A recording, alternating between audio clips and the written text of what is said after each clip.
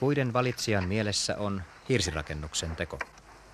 Siihen tarvitaan suoria ja mahdollisimman vähäoksaisia mäntyjä.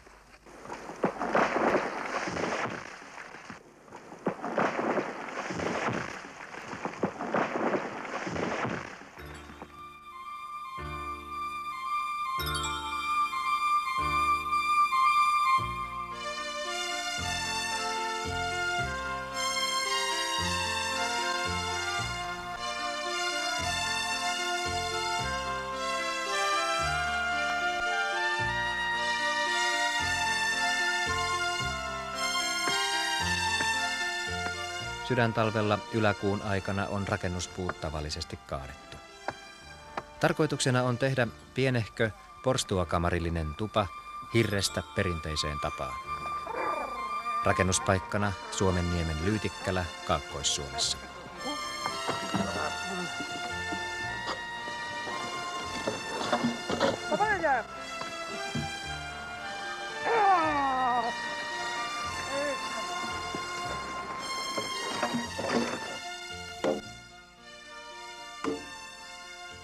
Jos on semmoinen tyvekäs puu, niin se on raskas piiluta.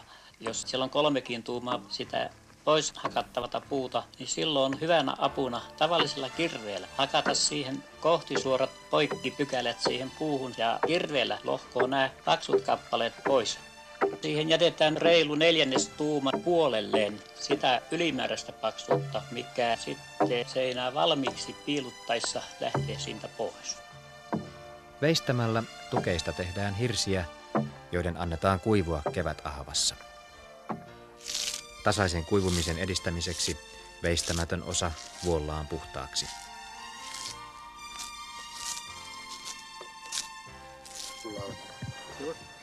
Tähän rakennukseen tehdään kokeiluja opetustarkoituksessa tuvan osalle multiaispermanto, jossa alapohjan lämpöeristeenä on sisäpuolinen multavalli. Rakentajina ovat kirvesmiehet Auvo ja Ismo Kokkonen, Raimo Laamo ja Seppo Kauppinen. Lattian aluksen tuuletuskanavia varten on kiveykseen jätetty aukot, kissankolot. No nyt mitataan ristiin, näin päin tää nyt on. Miten liian vino? Sinne ulkonurkkamen siitä ristikosta. Ristimittauksella tarkistetaan, että kulmat tulevat suorat. Hirsirakennuksessa jokaisen hirren alapinta veistetään alemman seinähirren mukaiseksi ja alin hirsi kiveyksen mukaiseksi.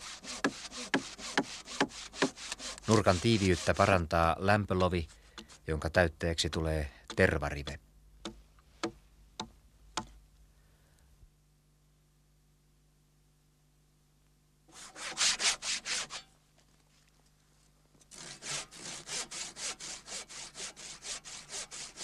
Lamasalvos eli vaakahirsirakennuksia lienee meillä ollut jo kansainvaellusaikana.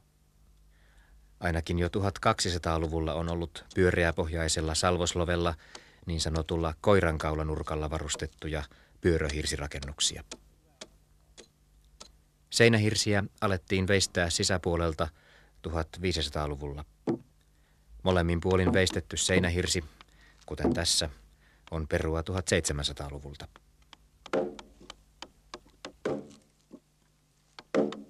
Hirsien väliin tulee tiivisteeksi sammalta. Nurkkien, ovien ja ikkunoiden saumoihin tervarive.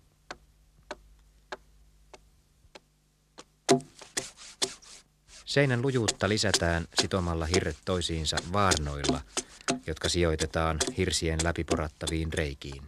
Käsivintilän koko on noin 1,5 tuumaa. Kun tämä tumpelitappi lyyvää, niin on pidettävä huoli, että pohjaa jää painumisen varaa, ettei tapit jää kantamaan. Painumisen varaa pitää olla reilu tuuma seinän korkeusmetriä kohti. Ovien ja ikkunoiden karojen reijät tehdään 2 tuuman poralla. Eteisen ja kamarin väliseinän hirsien liitoksia ei uloteta sivuseinien läpi, vaan hirret liitetään niihin pyrstöliitoksin. Liitoslovi ulottuu puoleen väliin 6 tuuman vahvuista hirttä.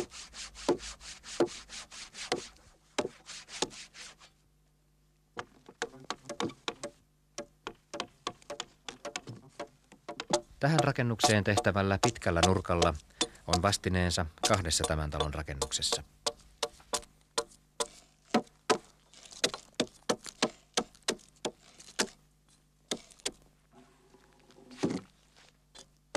Salvoksen kaula veistetään kummaltakin sivulta noin puoli tuumaa muuta hirttä kapeammaksi. Kaulan kumpaankin päähän tehdään kaulaviisteet. Hirsiseinän kunnolliseen lämmöneristykseen kuuluu riittävän leveä lämpövara. Ulkoseinässä ja kylmää huonetta vastassa olevassa seinässä varan leveyden pitää olla vähintään 10 senttiä. Alemman hirren selkä on vuoltu tasaisen kuperaksi. Varapiirtimen leveällä kärkivälillä piirretään alemman hirren muoto ylempään hirteen.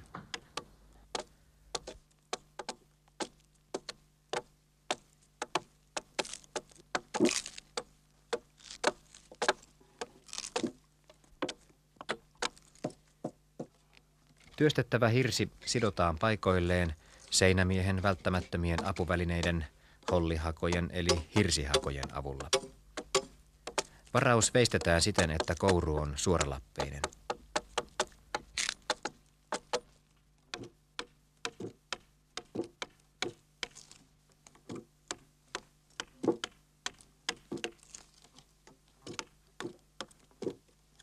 Kun varattu hirsi asetetaan alemman hirren päälle, varaus jää reunoilta hieman auki. Sivuilta avoin varaus helpottaa hirsiseinän tiiviyttä lisäävän riveyksen panoa hirrenrakoihin. Seinissä on päästy ikkuna-aukkojen alareunan korkeudelle. Tässä rakennuksessa oven ja ikkunan yläreunat tulevat samalle korkeudelle. Ikkunan paikkaa lähdetään mittaamaan ovelta.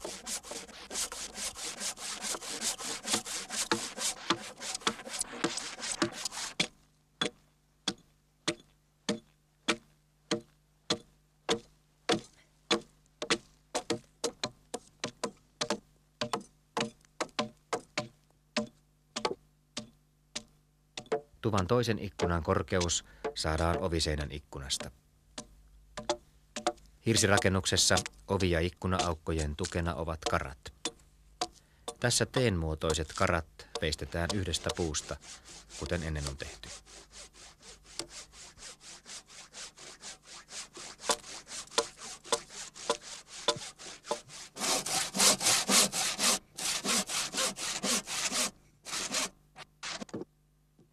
Seinähirsiksi on valittu suorasyiset täyspitkät puut.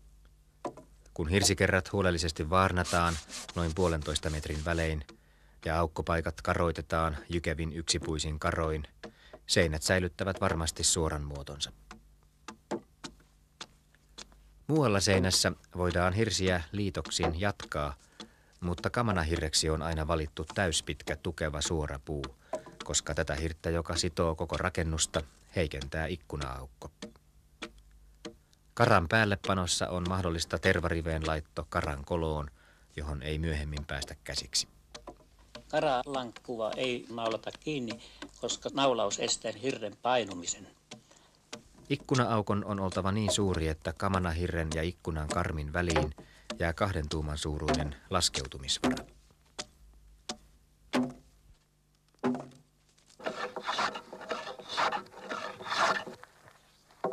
Välikaton kannatukset, vuoliaiset, höylätään kauttaaltaan ennen paikoilleen sovitusta.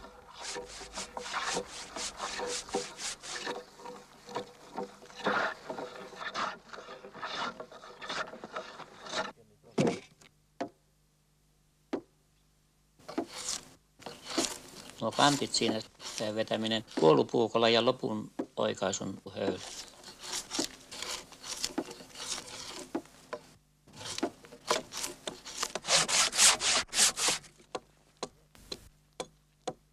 Välikaton kannatusten pyrstönmuotoiset loveukset on helpointa tehdä silloin, kun seinät ovat vuoliaisten korkeudella.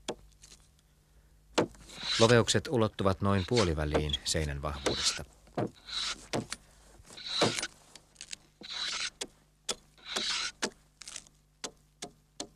Vuoliaisen päähän veistetään kannatuskoloon tiiviisti menevä lohenpyrstö.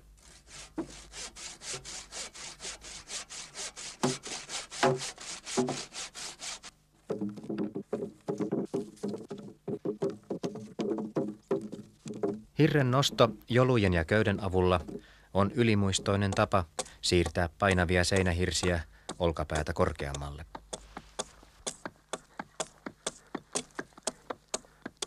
Tasakerran yläpuolelle tuleviin hirsiin tehdään myös varaus, vaikka seinän ei siellä tarvitse olla lämmönpitävä. Useissa rakennuksissa on se päätykolmiokin tehty hirrestä.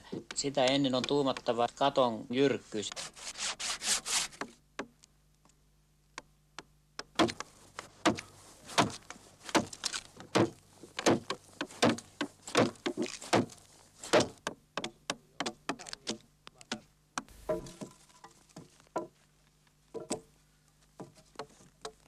Mallikappaleella piirretään siihen sen lopullinen korkeus, vetään viiva ja sitä myöten vestetään se liika pois.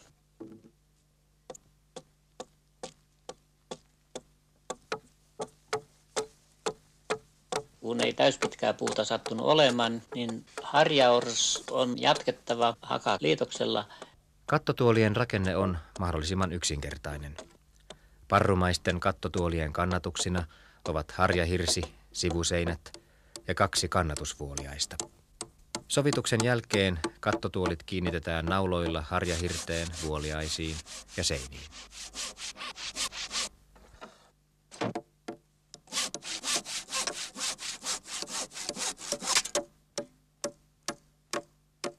Päätykolmioiden ja väliseinän hirrenpäät veistetään kattotuolien tasalle. Harjaors tapitetaan sekä päistä että väliseinän kohdalta.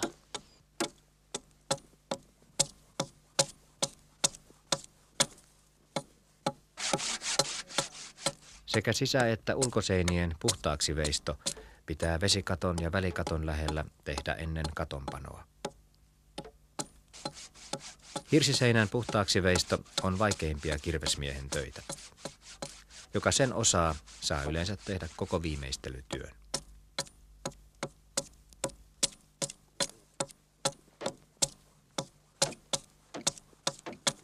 Tammosen piilun varren silmä on tehty semmoinen, että varren irrottaminen ja takaisinlaitto käy kätevästi ja silloin tammosella kirveellä voi vestää sekä oikea että vasenkätisesti. Ainakaan nurkkaa ei voi vestää muuten kuin määrätyltä suunnalta.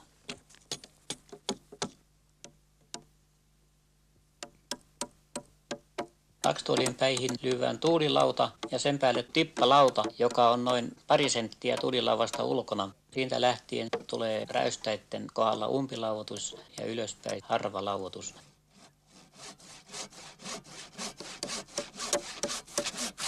Nurkan pituus on hiukan pitempi kuin seinähirren paksuus. Jos on 6 tuumaa seinähirs, silloin nurkkojen pituus on 7 tuumaa. Nurkkien hirrenpäät veistetään saman vahvuisiksi kuin itse seinä.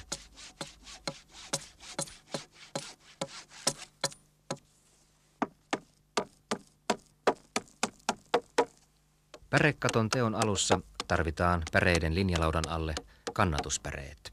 Linjalauta asetetaan noin 3 senttiä tippalauvasta pitemmälle. Se on vesinokka sekin.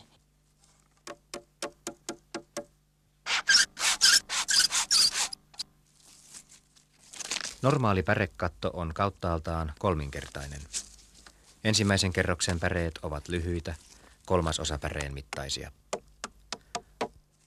Päreitä laittaessa on oltava tarkkana, että ne tulevat myöt sukkaan. 3. pärekerros tulee jo täysimittaisista päreistä. Päreiden pituus on noin 17 tuumaa, pärevarvin pituus 5 tuumaa. Päreet naulataan keskimäärin toisen pären reunasta. Naularivi pitää olla niin ylhäällä, että ne naulan päät jäävät varmasti sen seuraavan varvin päreiden alapäitten alle.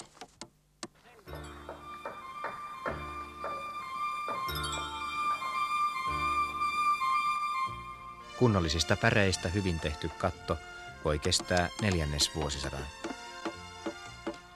Harjavarviin käyvät taas lyhyet päreet.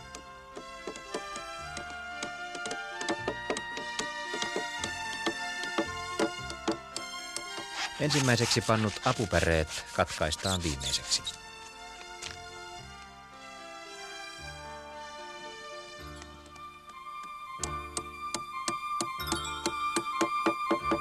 Pärekaton reunan suojaksi naulataan päätyihin reunalaudat ja harjalle harjalaudat. Semmoinen yleinen tapa on ollut, että viimeistään siinä vaiheessa, kun on harjalauta löyty paikalleen, niin alkaa harjannostajaisiin vietto.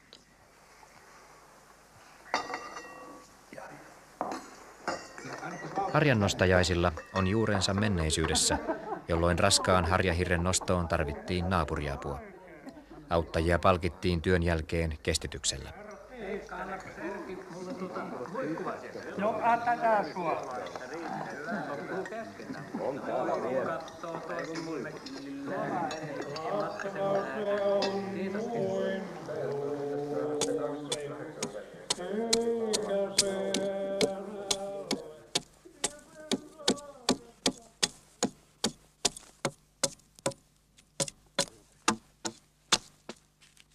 Tuvan lattian alle tulevan multiaispermannon hirsirakenteiden suojana on vanhastaan käytetty tuohta, joka kuivaa multaa vasten asetettuna suojaa hirttä pitkään lahoamiselta.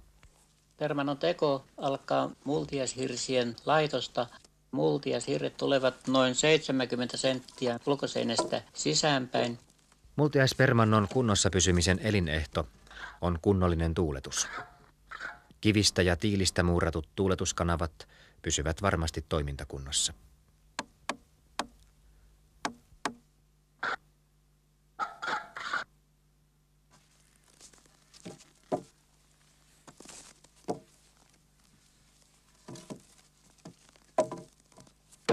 Multiaishirsikehikon nurkissa ovat rakennetta lujittavat salvokset. Hirsissä ei ole varausta.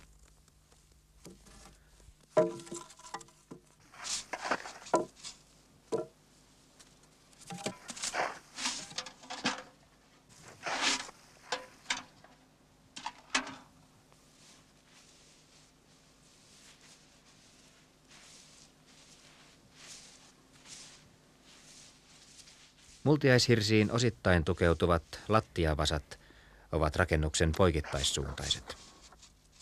Seinän ja lähinnä sitä olevan vasan väliin jää noin 5 tuuman levyinen täyttöaukko, jonka katteeksi tulee niin sanottu multiaislankku, joita on tuvan jokaisen 4 seinän vierellä. Multiaislankkujen aukoista voidaan täyttää mahdollisia multapohjaan tulleita vuotoja ja laskeumia. Multiaisten keskelle jää syvennys, jota on tämän tyyppisissä rakennuksissa voitu käyttää viileänä säilytystilana. Tuvan lattiaan tulee sille kohdalle luukku, josta päästään lattian alle.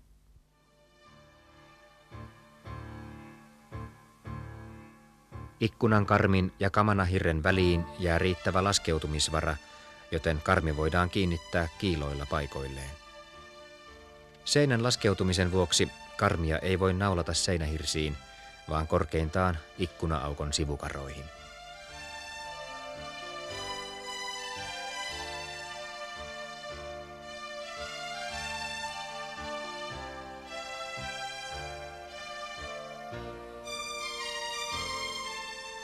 Karmin pysty- ja vaakasuoruus varmistetaan vesivaan avulla.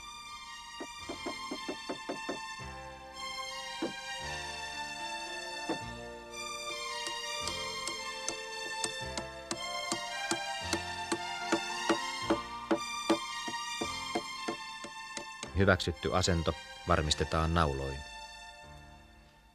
Päärakennuksessa valmiiksi lasitetut ja saranoidut pokat voidaan nyt asettaa paikoilleen. Karmin ja seinän väliin menee runsaasti tervarivettä, joka peittyy hirsitalojen leveiden vuorilautojen alle.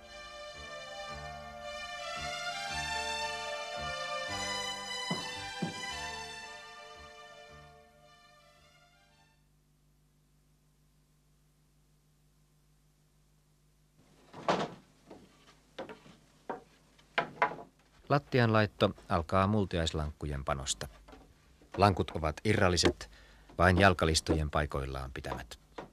Niiden sisäpuolelle jäävät lattialankut muodostavat toisiinsa sidottuina kiinteän lattian. Lattiatarpeet ovat tuppeen sahattuja eli kanttaamattomia lankkuja, joissa tyvi on latvaa leveämpi. Ne pannaan veistettyinä ja höylättyinä lattiaan vuorotellen, vuoroin tyvi, vuoroin latvapuoli.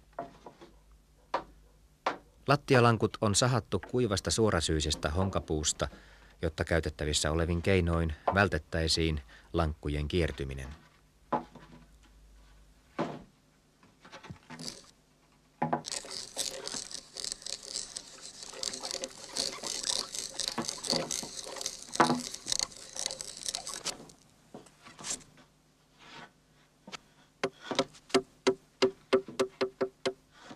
Multiaislankkujen sisäpuolelle jäävät lattialankut sidotaan tapeilla kiinni toisiinsa yhtenäiseksi lautaksi.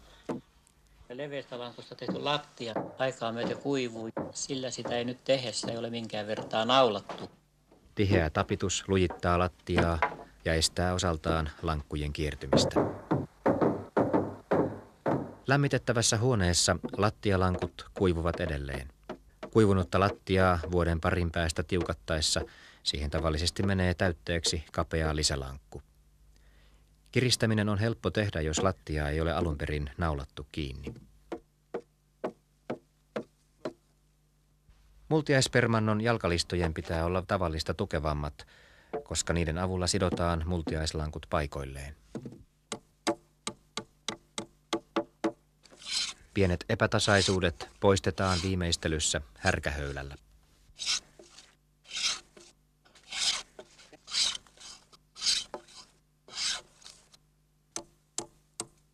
Eteiseen ja porstuakamariin tulee täytepohjainen lattia, rossipermanto. Lattiavasoihin naulataan alapohjan kannatuslaudat, joiden päälle pannaan rossilattian laudat.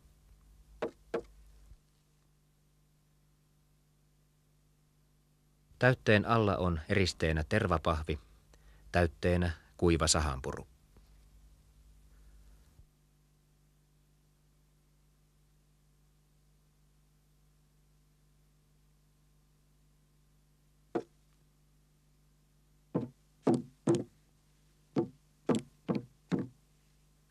Rakenteeltaan samanlainen välikatto on Lyytikkälän päärakennuksessa, jonka pihapiirissä uudisrakennus on.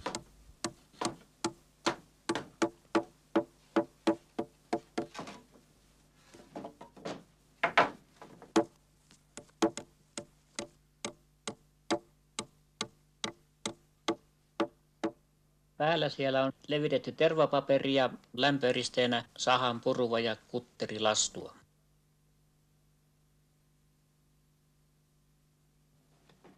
Ulkoovi on täällä tehty perinteinen lankkuovi, johon tulevat pitkälehtiset takosaranat.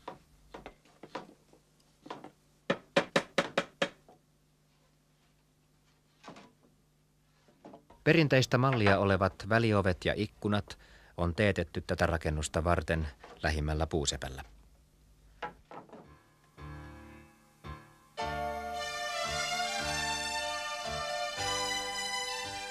Vuorilaudat ja jalkalistat ovat kirvesmiesten itsensä valmistamia.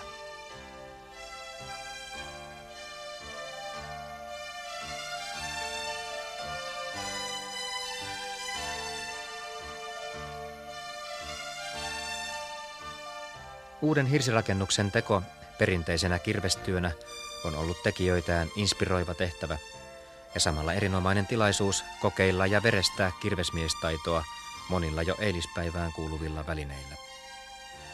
Näiden töiden kuvallisesta tallentamisesta voivat hyötyä muutkin.